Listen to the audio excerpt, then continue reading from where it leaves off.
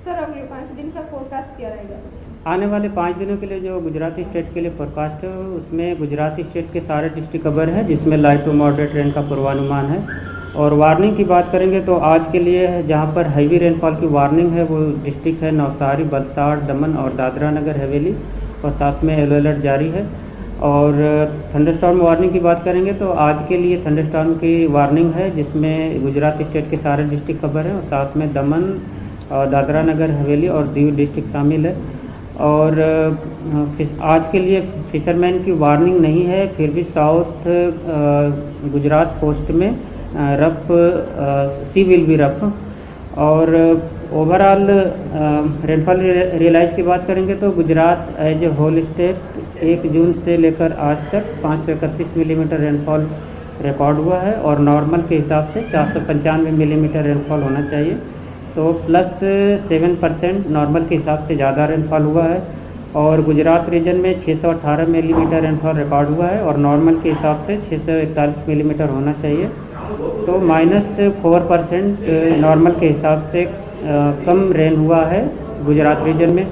और सौराष्ट्र और कच्छ में 467 मिलीमीटर रेनफॉल रिकॉर्ड हुआ है और नॉर्मल के हिसाब से 379 मिलीमीटर होना चाहिए, तो +23% नॉर्मल के हिसाब से ज़्यादा रेनफॉल हुआ है कच्छ, सौराष्ट्र और कच्छ रीजन में 1 जून से लेकर आज तक। सर जी 15 अगस्त के बाद क्या स्थिति बनी रहेगी? खास करके नॉर्थ गुजरात में भी बारिश की कमी है, तो वहाँ जो इलाका है उसमें कैसा माहौल रहेगा?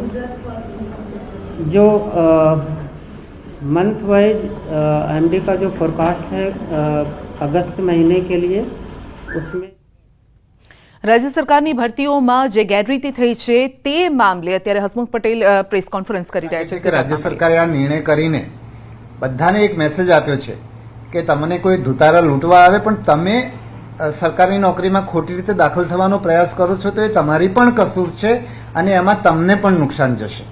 એટલે એવા કેસીસ પણ આની એવા મોટાભાગના કેસીસ એવા છે. એટલે આના માધ્યમથી રાજ્ય સરકાર એક મેસેજ મોકલવા માંગે છે કે તમે કોઈ રીતે આની અંદર સંડોવાશો નહીં. બધી પ્રક્રિયા પારદર્શક રીતે આપણે કરી રહ્યા છીએ અને એમાં તમે તમારી મહેનત કરી અને શ્રેષ્ઠ આપવાનો પ્રયત્ન કરો. આ પોર્ટલના સંદર્ભમાં જે ચાલુ ભરતી છે તે ક્યારે ફરી ખોલવાનું જે છે તે આયોજન?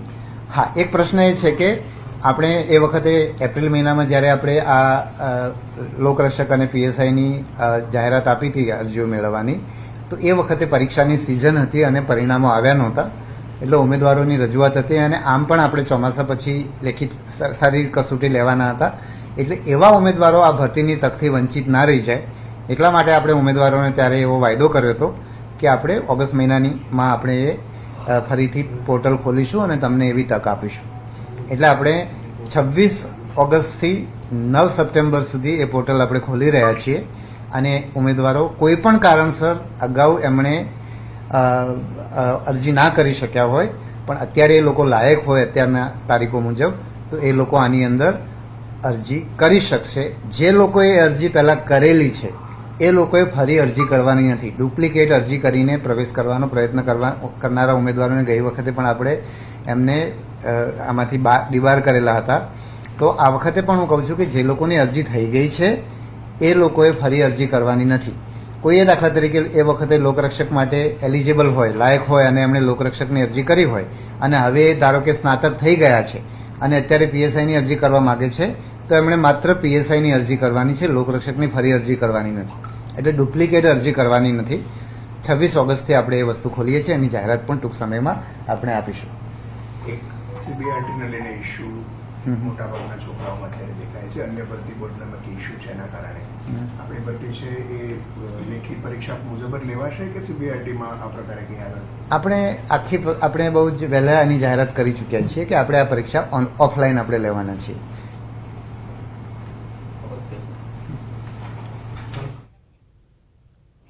એલઆરડી ભરતીમાં જે રીતે ગેરરીતિ આચરવામાં આવી હતી તેમને ખાસ હસમુખ પટેલે સલાહ આપી છે કે તમને લલચાવવા માટે લોકો બેઠા છે, પરંતુ જે લલચાઈ જાય છે ગુનો એમનો પણ બને છે. તો એલઆરડી ભરતીમાં ઉમેદવારોએ ગેરરીતિ કરી હતી, તો 3 ઉમેદવારો ગુજરાત બહારના ઉમેદવારોએ 2021માં આચરી હતી ગેરરીતિ, જે મામલે પ્રેસ કોન્ફરન્સ તેમણે કરી છે. પગલે હેમકુંડ સાહિબની યાત્રા ખૂબ જોખમી બની છે. પદયાત્રાના માર્ગ પર વરસાદી નાળા વહી રહ્યા છે. રસ્તાઓ પરથી લોકો પસાર થઈ રહ્યા છે. ઘોડા અને ખચ્ચર પણ આ રસ્તા પરથી પસાર થઈ રહ્યા છે. ચમોલી જિલ્લામાં વરસાદના પગલે તંત્રએ એલર્ટ જાહેર કર્યું છે.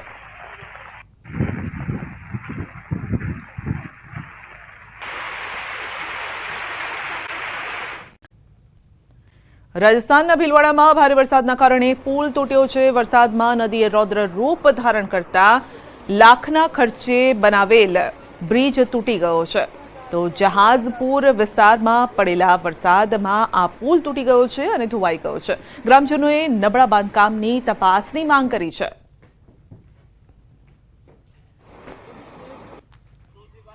રાજસ્થાનના ટોંકમાં ભારે વરસાદ બાદ જળબંબાકારની સ્થિતિ છે. તંત્રએ લોકોને સાવધાન રહેવાની સૂચના આપી છે. નદીની જળસપાટીમાં પણ વધારો થતા લોકોને નદી કિનારે ન જવા અપીલ કરાઈ છે. પૂરની સ્થિતિના પગલે એસડીઆરએફની ટીમ ખડે પગે છે. મેઘરાજાના કહેર બાદ રાજસ્થાનના ટોંકમાં જનજીવન પ્રભાવિત થયું છે. અનેક વિસ્તારોમાં વરસાદી પાણી ભરાયા છે, જેના પગલે લોકોને હાલાકી પડી રહી છે.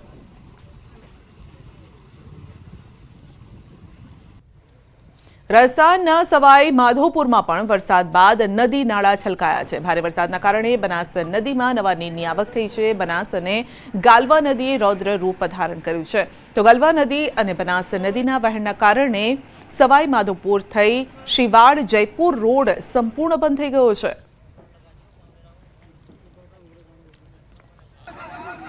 મધ્યપ્રદેશના રીવા જિલ્લામાં પણ ભારે વરસાદના કારણે 3 યુવકો ફસાયા. પાણીના પ્રવાહમાં ફસાયેલા યુવકોની જાણ પોલીસને થતાં પોલીસ ઘટના સ્થળે પહોંચી 5 કલાક બાદ પોલીસે દોડાથી યુવકોનું સફળ રેસ્ક્યુ કર્યું. તો 3 યુવકો પાણીના પ્રવાહમાં ફસાઈ ગયા હતા. દોડાની મદદથી તેમને બહાર કાઢવાનો પ્રયત્ન થતો હતો, પરંતુ પાણીનું વહેણ પણ એટલું હતું કે દોરડું પકડીને યુવક જ્યારે બહાર આવતો હતો ત્યારે પણ તે પાણીના વહેણમાં તણાતો નજરે પડી રહ્યો છે. તો જોઈ લો આ દ્રશ્યો કે કઈ રીતે રેસ્ક્યુ હાથ ધરવામાં આવ્યું છે. પાણીનું વહેણ, પાણીનો પાવર એટલો જોરદાર છે કે ખેંચીને લઈ જઈ રહ્યો છે.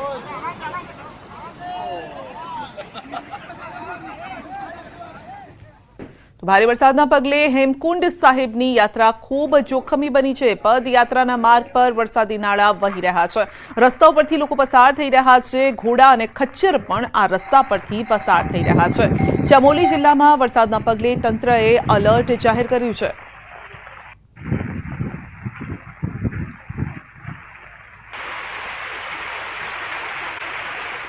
માફિયાઓએ બદલી છે મોડસ ઓપરેન્ડી. દક્ષિણના દરિયામાંથી ડ્રગ્સની હેરાફેરી. સૌરાષ્ટ્ર કચ્છ બાદ હવે દક્ષિણ ગુજરાતથી હેરાફેરી થઈ રહી છે. વાપી, વલસાડ અને સુરતમાંથી મળી આવ્યું છે ડ્રગ્સ. તો ડ્રગ્સ માફિયાઓની નવી મોડસ ઓપરેન્ડી સામે આવી છે. પહેલા આ ડ્રગ્સ દરિયાકાંઠેથી કોસ્ટલ વિસ્તારમાંથી મળતું હતું, પરંતુ હવે દક્ષિણનો કાંઠો ડ્રગ્સ માફિયાઓ માટે અત્યારે સુરક્ષિત જાણે કે તેમના માટે હોય તેમ માની લીધું છે. પરંતુ પોલીસની નજર ચપ્પા ચપ્પા પર છે. નવી આ મોડસ ઓપરેન્ડી છે. પહેલા સૌરાષ્ટ્રને ટાર્ગેટ કર્યું, હવે દક્ષિણ બાજુથી ડ્રગ્સ ઘુસાડવાનો કારસો રચાયો છે.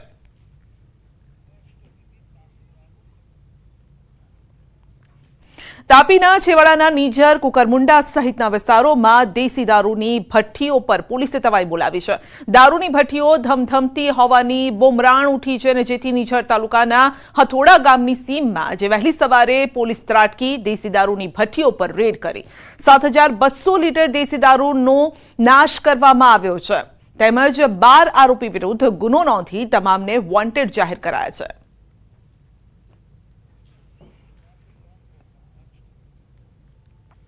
વલસાડની મહિલા બેંકમાં થયેલ 5 કરોડથી વધુની લોન કૌભાંડનો માસ્ટર માઇન્ડ આરોપી ઝડપાયો છે.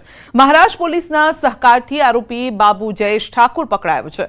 મહિલા બેંકમાં બેંકના ડિરેક્ટરોને વિશ્વાસમાં લીધા વિના ગેરકાયદેસર રીતે લોન મંજૂર કરી છેતરપિંડી આચરી છે. બેંકના મહિલા ડિરેક્ટરોએ બેંકના પૂર્વ મેનેજર સોહમ દેસાઈ સહિત સંડોવાયેલા 11 કૌભાંડીઓ સામે છેતરપિંડીની ફરિયાદ નોંધી છે. આ કેસમાં ભાગેડુ આરોપી બાબુ જયેશ ઠાકુર મુંબઈના નાગપાડાની હોટલમાંથી ઊંઘતો ઝડપાયો છે. વલસાડ પોલીસે મહારાષ્ટ્ર પોલીસની મદદથી આરોપીને દબોચી લીધો છે અને પોલીસની રેડના લાઈવ દ્રશ્યો પણ કેમેરામાં કેદ થયા છે.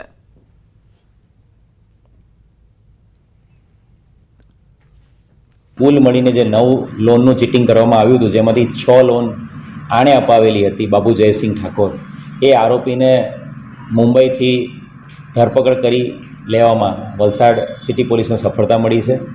આ ગુનામાં માસ્ટર માઇન્ડ કહી શકાય એવો મુખ્ય આરોપી બાબુ જયસિંહ ઠાકોરને પકડી પાડવામાં આવ્યો છે. તો બેંકના પૂર્વ મેનેજર સોહમ દેસાઈએ તેના સાગરીતો સાથે મળીને ખોટા દસ્તાવેજી કાગળો તૈયાર કર્યા. ત્યારબાદ બેંકના બોર્ડ ઓફ ડિરેક્ટરોની જાણ બહાર.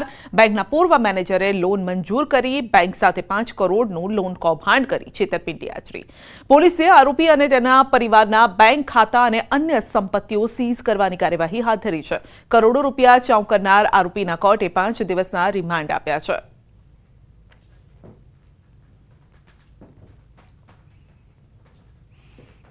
લગભગ 8, 7, 8, 9 જેટલી ફાઇલો જે બોર્ડની સમક્ષ મૂકવામાં જ નથી આવી, બોર્ડ ઓફ ડિરેક્ટર્સને ધ્યાનમાં પણ નથી મૂકવા આવી, બોર્ડ ઓફ ડિરેક્ટર્સ એમાં સહી નથી કરી, છતાંય બધી લોનના પૈસા જે તે પાર્ટીને આપી દેવામાં આવ્યા છે. આ ગુનામાં માસ્ટર માઇન્ડ કહી શકાય એવો મુખ્ય આરોપી બાબુ જયસિંહ ઠાકોરને પકડી પાડવામાં આવ્યો છે. એની જે વિગતો છે એ તમામ વિગતો, એની પ્રોપર્ટી, એના બેંક એકાઉન્ટ્સ, એના પરિવારના સભ્યોના બેંક એકાઉન્ટ એ તમામ મેળવવામાં આવ્યા છે. બાબુની અન્ય વિગતો હાલ મેળવી લેવામાં આવી છે અને એના રિમાન્ડ 5 દિવસના મળ્યા છે. વલસાડ પોલીસે આરોપી બાબુ જયેશ ઠાકોરની સઘન પૂછપરછ કરી છે અને આરોપીએ વલસાડની મહિલા બેંકમાં 5 કરોડથી વધુની છેતરપિંડી કેસમાં તેની સંડોવણી હોવાની કબૂલાત કરી. જો કે બીજી તરફ બેંક મેનેજર સોહમ દેસાઈને પકડવામાં વલસાડ પોલીસને હજુ સફળતા નથી મળી. કૌભાંડીઓ પર દાખલારૂપ કાર્યવાહીની માંગ ઉઠી છે.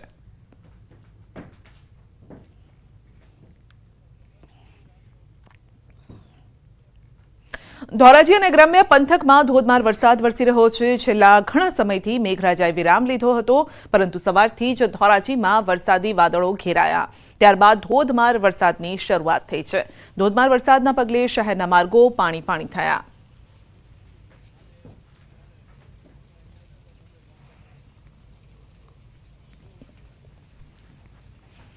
તો લાંબા વિરામ બાદ જેતપુરમાં પણ વરસાદી માહોલ જામ્યો છે. કેટલાક વિસ્તારોમાં ધોધમાર વરસાદ. જેતપુરના તીનબત્તી ચોક, અમરનગર રોડ, સ્ટેન્ડ ચોક, દેસાઈવાડી, ખોડપરા સહિતના વિસ્તારોમાં ભારે વરસાદ છે. વિરામ બાદ ફરી વરસાદ શરૂ થતાં જેતપુરમાં વાતાવરણમાં ઠંડક પ્રસરી છે.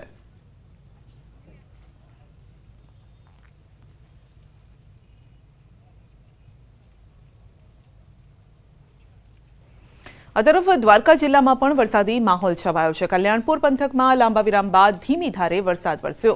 રાવણ, પાનેલી, ટંકારિયા સહિતના ગામોમાં વરસાદી ઝાપટા પડ્યા. લાંબા વિરામ બાદ ફરી મેઘરાજાની પધરામણી થઈ છે.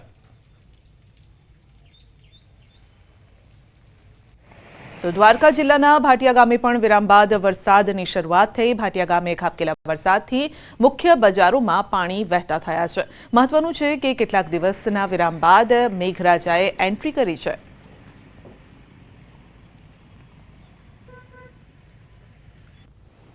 અન્ય રાજ્યની વાત કરીએ તો બિહારના સાસારામમાં મેઘરાજાએ તોફાની બેટિંગ કરી. કાયમૂરની પહાડીઓ પર મુશળધાર વરસાદ બાદ તૂટલા ભવાની ધોધે રૌદ્ર રૂપ ધારણ કર્યું છે. વન વિભાગે ધોધની આસપાસ જવા પર પ્રતિબંધ મૂક્યો છે. પ્રવેશ દ્વાર પર પણ 2 કિલોમીટર અગાઉથી જ તેને બંધ કરી દેવાયો છે. તો કાયમૂરની પહાડીઓ પર મુશળધાર વરસાદ પડી રહ્યો છે અને તૂટલા ભવાની ધોધ 16 કળાએ ખીલ્યો છે.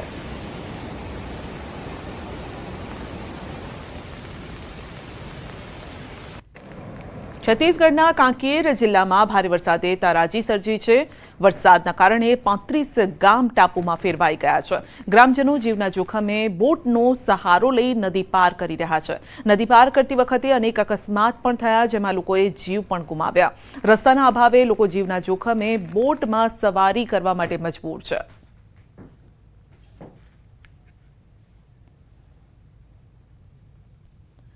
રાજસ્થાનના ભીલવાડામાં ભારે વરસાદના કારણે પુલ તૂટ્યો છે. વરસાદમાં નદીએ રૌદ્ર રૂપ ધારણ કરતા લાખના ખર્ચે બનાવેલ બ્રિજ તૂટી ગયો છે. તો જહાજપુર વિસ્તારમાં પડેલા વરસાદમાં આ પુલ તૂટી ગયો છે અને ધોવાઈ ગયો છે. ગ્રામજનોએ નબળા બાંધકામની તપાસની માંગ કરી છે.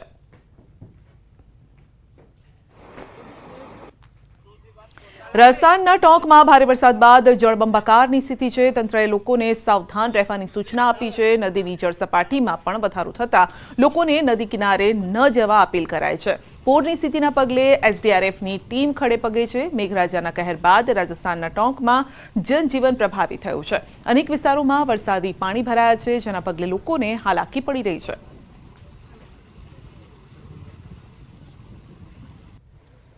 રાજસ્થાનના સવાઈ માધોપુરમાં પણ વરસાદ બાદ નદી નાળા છલકાયા છે. ભારે વરસાદના કારણે બનાસ નદીમાં નવા નીરની આવક થઈ છે. બનાસ અને ગાલવા નદીએ રૌદ્ર રૂપ ધારણ કર્યું છે. તો ગાલવા નદી અને બનાસ નદીના વહેણના કારણે સવાઈ માધોપુર થઈ શિવાડ જયપુર રોડ સંપૂર્ણ બંધ થઈ ગયો છે.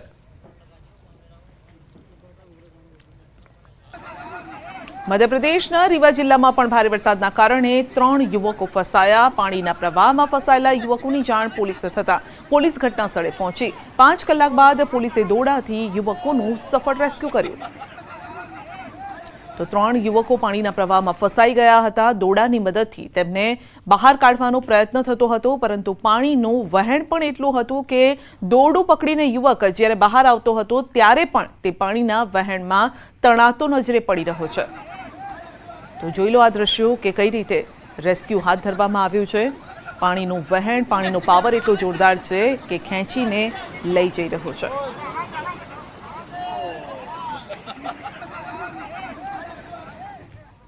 ભારે વરસાદના પગલે હેમકુંડ સાહિબની યાત્રા ખૂબ જોખમી બની છે. પદયાત્રાના માર્ગ પર વરસાદી નાળા વહી રહ્યા છે. રસ્તાઓ પરથી લોકો પસાર થઈ રહ્યા છે. ઘોડા અને ખચ્ચર પણ આ રસ્તા પરથી પસાર થઈ રહ્યા છે. ચમોલી જિલ્લામાં વરસાદના પગલે તંત્રએ એલર્ટ જાહેર કર્યું છે.